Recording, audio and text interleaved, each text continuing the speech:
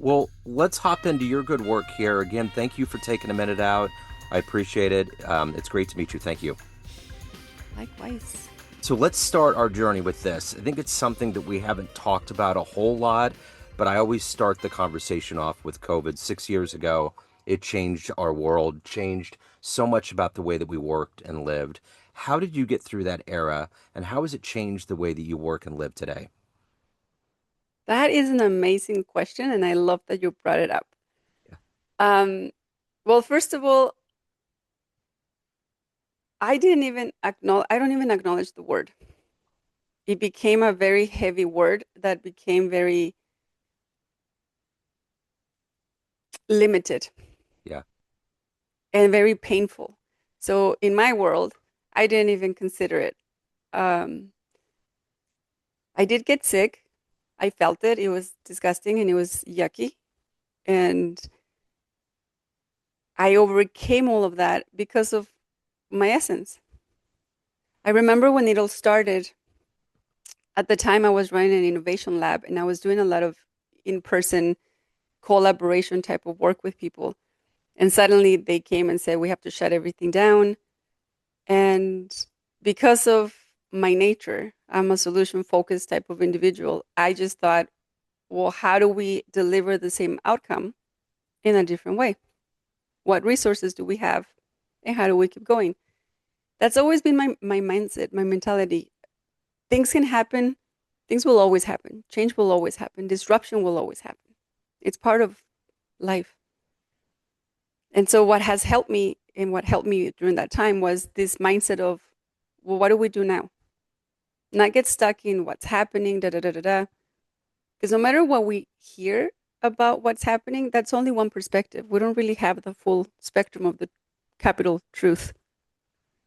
And so, I focused on, okay, how do we deliver this connection to people? And that was from my professional aspect. From a spiritual inner voice area of my life, I remember I would sit down and meditate. And I had just adopted this cute little dog. I have three dogs, and I had just adopted the one. And there were all these guidelines of you can't go out and you have to stay inside. And something inside of me just said, that doesn't quite make sense. I just ignored it. I have a dog that needs to walk. So I would go to the parks. And what I noticed, what I started realizing was this shift of emptiness outside. Hmm. And at that time, I remember I would sit in my stillness and wonder what is this happening? Like what's going on here? And what I would hear, the reassurance that I would hear was, oh, you're gonna be fine. This is a almost a dark versus light battle. And everyone's invited to go inwards. Yeah. And you get to choose what you want to take care of. And so once I heard that, I thought, okay, then I'm gonna be fine because I trust my inner voice more than anything. And what that did for me is it helped me reconnect to that voice and listen to it more, feel my energy, feel my presence, what's it like to wake up happy and sing and dance and go with the dog. And it almost became as if I was creating my own world in my own terms, Yeah. despite of what was happening around. Because the way I understood it is we were all being invited to create our own world and almost forced to, because now we were told to stay in your house and not go anywhere. I've always been the type that challenges things. When I was little, I grew up in Mexico. I was born and raised in Mexico, and I went to Catholic school. And the nuns would say they would throw questions at us that we had to, as a group, repeat the answer. And the two questions that were always coming up was, "Where is God?" And we all had to answer, "God is everywhere." And they would ask, um, "Who are the children of God?" And we would say, "We're all children of God." And we would repeat it so often that I started wondering, and I did ask, and then I got in trouble. But my first question was, if God is everywhere, why do we have to go to church? Couldn't we go somewhere else? Which, of course, I said, be quiet, don't talk back. And I was like, well, okay. And then my other question to another lady was, If we're all children of God, why do we have to shut the door on the Jehovah Witness people? Who's their dad? Because I didn't understand, I was only 6, 7 years old. Sure. And I would wonder, if we're saying one thing, why are we doing another? Hmm.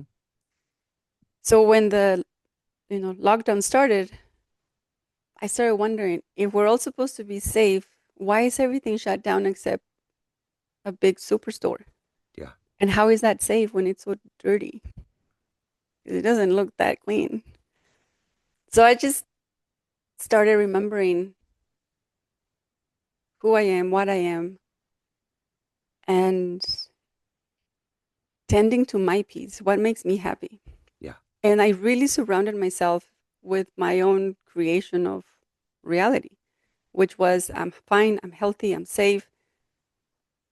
I still did my job. I did everything virtually. And I uncovered during those moments how people in my sessions felt really connected despite being on screen. They would come to my sessions and they would say, it almost feels like we're in the same room. And I would say, because we are energetically, the energy doesn't understand boundaries or borders or, excuse me, can I show you my passport? Energy just moves and flows. It's what we are. Yeah. And when we genuinely show up like that, it's almost like you and I, even though we're on screens, as we have this conversation, the more I speak, the more we feel like we're right next to each other. Yeah. It's why you probably do the work that you do. Your listeners feel that intimacy with you, that connection with you. Yeah. And so it was one of the most adventurous times in my human experience this time around. And it helped me remember how powerful we are as individuals to decide to create a life that we love, despite of what other people might be saying or doing. And ever since then, it became clearer and clearer to me what I'm here to do and how to live my purpose on purpose. So well said. So let me ask you this. In your realm of coaching, if you had to explain what you do on a daily basis for your clients, I'm going to put you in front of 13-year-olds, you're a career day, and the kid wants to know in the back of the room, what do you do for a living? How do you answer that child? Oh, I'd say, well, right now, I help individuals remember who they are and what they are and tap into their superpowers so they can come out, be really who they are, and consciously choose how and what life they want to live for themselves and the people they love around. It's magical. It's Yeah. magic, really. Yeah. Oh, yeah, I agree. So what did you want to be when you were that age? What was your dream job? um, it's really interesting. When I was 13, I think at 13, I got really caught up in the mind, in the human thing, because by then I had experienced some traumatic experiences of sexual abuse. And I was more worried about how do I survive this. But I can tell you when I was about 6 or 7, that's when I had very clear visions of what I wanted to do.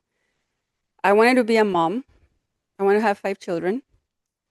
And I wanted to be a banker because I wanted to work with money. And I wanted to own a bridal shop, all those three things at once. I love love. So the idea of owning a bridal shop reminded me of I can actually be around joy and happiness and love all the time. When I was 15, I was in the US and I had this vision of I want to travel the world. So I chose at that time, I'm going to work in international business so that I can travel the world and I don't have to pay for it. And I did that. Yeah. Hmm. So what were those foundational elements very early on in your life? It's very clear that there's a depth, there's a drive, there's there's a wonder to this world. How did all of those seeds get planted and become who you are and finding your voice right now to help others find their voice? It was around 3 or 4 years old. I remember my first dream, or it was the dream that I first remember. It was pitch black, and I walked out into this darkness. And in the dream, all I could see was a star that fell from the sky. And I could see it falling, and I could see when it touched what seemed like ground because it created a big explosion. And at that moment, I remember that felt true to me. That felt like I know that. I created that. I'm Yeah. part of that. From then on, I had similar dreams about going into the sky. I had dreams about being surrounded by nature and understanding what nature was saying and feeling. So at that early age, it was almost as if I had planted this little crumb to help me remember where I come from and what I am. Yeah. And then I stayed curious as I continued that journey. I always kept looking for help, what else is going to help me remember my authentic self, not the what the nuns wanted me to be, what society wanted me to be. What am I? Who am I? What am I here to do? And I've always had that. So the dreams have always shown up. Books would show up and I would read one sentence in the book and it would just, wake something in me. And as I got older, it was having those, what I call weird experiences. And what I mean by that is I grew up in a community where you always were told to be careful, don't go out at night, don't look at the pine trees because the witches hang out. I would be more like, where are they? Maybe they can say hi to me. I wanted to talk to the spirits. That's what I wanted to do because in my essence, those were our friends. Those were my allies. Those were the ones guiding me and helping me. And so this is actually the first time I ever tell that story in Wow. that depth Yeah. because those are the kind of stories that I actually kept quiet because I didn't want people to think I was weird. I Sure. didn't want people to judge me. I wanted to be accepted. But that's really where it came from. E.T. was one of my favorite movies. I used Yeah. to cry so much. And the biggest thing that would make me cry was hearing E.T. say, E.T. phone home, because I was like, well, I also want to go home. I don't want to be here. Yeah. Um, and then, it's interesting when there's a lot of us like that. There's a lot of us that feel we miss home. Hmm. And we go out at night and we look at the sky and we look at the stars and we almost pray, can someone help me? Can someone come get me? I want to go home? Yeah. And we're trying so hard to remember and we can't because there's so much noise. Yeah. There's so much belief of this is real. This is the only real thing. This is the truth, this human thing. But Yeah. it's not. For some of us, it's not. Right. I believe it. Who's been that inspiration for you that's allowed you to dream, to help others achieve their dreams, to feel like you've found your voice in this life? Who's that hero or inspiration been for you? I would say it was more what and then who. What has inspired me and kept me alive is love. Yeah. I love love. I think love is an amazing human feeling. Yeah. And I believe our essence is born from love. And when I was born, it was my grandmother that tended that love. She was happy to take care of me. She was happy to support my biological mother to make sure that I was okay while the mother went to work. And so my grandmother really, it was through her that I remember how beautiful it is to be loved, to be wanted, to be seen, you know? And as I continued my journey in life and I had this, like many of us, painful experiences, I still believe in love. I believe that, yes, there were some. moments where it was painful, even. But if we go back to love, everything feels good. If we do the thing we love, if we eat the food we love, if we dance to the music we love, if we spend time with the people we love, Yeah. we're feeding, we're nurturing love. If we love our true essence of love, that's when everything just explodes and it becomes magical and everything is possible. And then we become aware of how much and how beautiful this ripple of love can create in this existence. Yeah. So it's always been that. So, what is the energy for you every day to protect that love and to give that to your clients to help people transform their lives, take care of your soul? Because there's a lot going on. I mean, we kind of talked before with the stress, especially emanating out of America. And overall, there's a lot of things, like you said, even with noise. How do you protect and insulate yourself with a level of peace to keep that love flourishing and to give to your clients? What is that for you every day?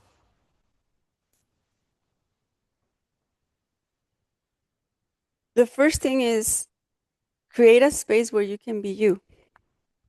It's what I've done. I wake up feeling safe in my own home, even though I live alone with 3 dogs and 2 cats. Yeah. It took a while to create that. I've also have been through a marriage in my 20s where it was toxic and unsafe. That's where I experienced domestic violence and I knew what that was like. Yeah. So I know what I don't want. And I have worked my way to get to this place to where this is my home and I feel safe here. So choose your place and then choose the people that you share the space with. Not everyone can come to my space. The people that come here are the people that know who and what I am. And they don't have to fully understand it, but what they do is they accept it Hmm. and they're open to it. So ask yourself, what is my environment like? Who are the people that I am hanging out with, talking to? And then I do what feels good for me. Sometimes it's going outside with my dogs, sitting on the grass, and a whole hour will pass by.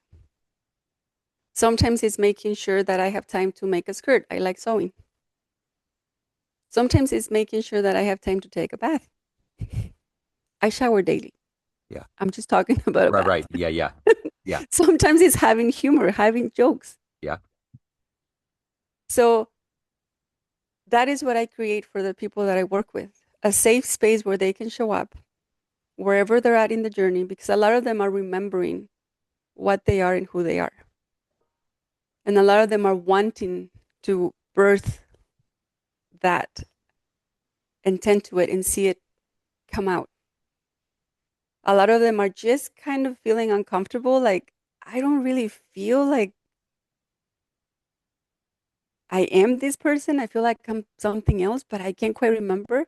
Then I create a space for those people so they can move at their own pace. Safety Yeah. is huge. So, do you feel like in your lifetime you're going to finally get an answer or a handle on the um, feeling like you're not home yet? Do you think at some point you're going to have a vision or some epiphany in your accumulated knowledge on this planet that's going to allow you to let your conscious and subconscious swim together to figure that out? Oh, it happened and it was magical. And that's how I can help those that are pretty awake and now they're trying to reconcile this duality, let's call it that, these two worlds. How do I navigate in these two worlds? Because I went through that. I went through the, I don't like this human thing. Ugh, why am I even here? And I remember I was sitting in the middle of the night outside looking at the stars, and there was the answer. This is where you come from. Yeah. I was like, really? And then everything clicked. It's why you make little noises sometimes, or what some people call light languages. It's why your hands move a certain way sometimes, Yeah. activating light codes. I didn't know that. I couldn't remember that. And when that awareness came down and it was, as you call it, this vision, this answer of, hey, look at this. I then started asking questions. Well, what am I here to do? How do I can't remember. Help me. Because it's not that we don't know. We know. We just have to remember. Yeah. It's like having layers of programming and viruses. If we think of a computer, you keep uploading things on your computer or your phone and it starts slowing down. And all of a sudden your phone doesn't operate or your computer doesn't operate to its essence, to its function, or sometimes it's outdated and we have to upgrade these things. I feel like that happens to this beautiful vessel called the body, right? And when that happened, I stayed open. And I can tell you, it can feel awkward and it can feel a little uncomfortable and scary for some people. And that's why it's important to know where to go to get the support to help you remember. Yeah. And then once you remember, it becomes clear. Oh, that's why I'm really good at technology, even though I don't have a tech degree. It's just part of my coding, it's part of my essence. Oh, that's why I can hear, I can feel when the wind is coming, even though it's not here yet. And I just know it. It's this communication, this awareness of being connected to everything. And it was through that vision that I am here today speaking to you're the first person I speak to about all of this, Yeah. where I can tell you I'm here to help other beings remember their essence, love their essence, remember their mission, their purpose, activate those beautiful codes and gifts that they carry within them so we can actually co-create this amazing world that we're here to. It's already being co-created. It's why Yeah. you and I are having this conversation. Sure. For sure. So let's say you have a dream tonight. You run into the 18-year-old version of you, Hmm. and in the room is a film projector, and you click play, and there's like a 60-second highlight reel of the life you've lived, the decisions you've made, the journey you've been on. Would that young version of you believe that your life has turned out this way so far? She would. Yeah. The last book I wrote, um, Design a Life You Love, in the book I give gratitude to all my younger versions that were patient enough to wait for this version of me to show up. They've been waiting for me. They've been asking.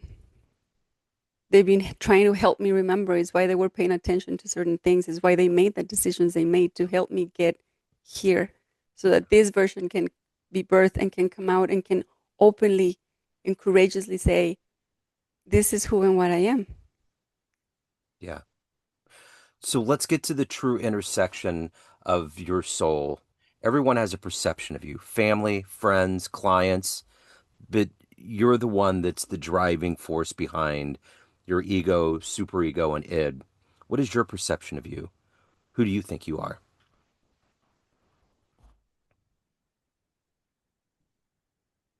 I feel I am, and I know I am this essence that has chosen many times because of love, I suppose, to come to these human experiences to support humanity, to raise and elevate all of these frequencies of love and creativity and awareness and consciousness to unite to a bigger ecosystem that already lives like that. And so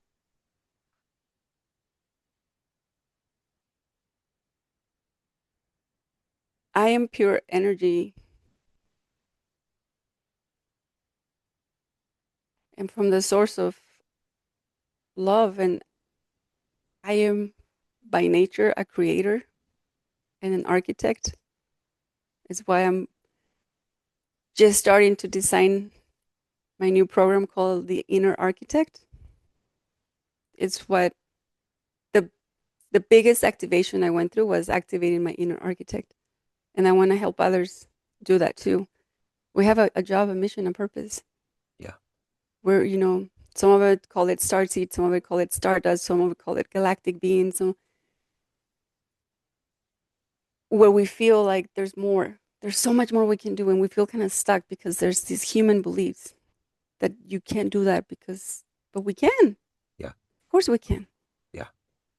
And that's who and what I am. So if anybody wants to take the next step, they want to reach out, they have questions, they want to hire you, get your books, any of the good business, where's the best place to go? So I have a website that I'm just rebranding. It's my name, ibethayala.com. And in there you can find every which way that you can work with me. Some people are very focused on, I just want you to help me with my creativity and being innovative. I'll help you with that. Some people want to be more focused on, I remember that I can do better at designing a life that I love. I'll help you with that. And other people are more like, hey, I'm not from here. Help me activate and remember. I'll help you with that. They're all different layers of the same path. Yeah. It just depends on your comfort and where you're at. Sure. Well, I will be sure to put those links in the show notes. This has been absolutely fascinating. Thank you for opening up. Thank you for putting these stories out for the first time. And in general, I really appreciate it. Thank you. And thank you for creating a safe space for me to feel comfortable enough to say it. Oh, it's an honor. I love doing this.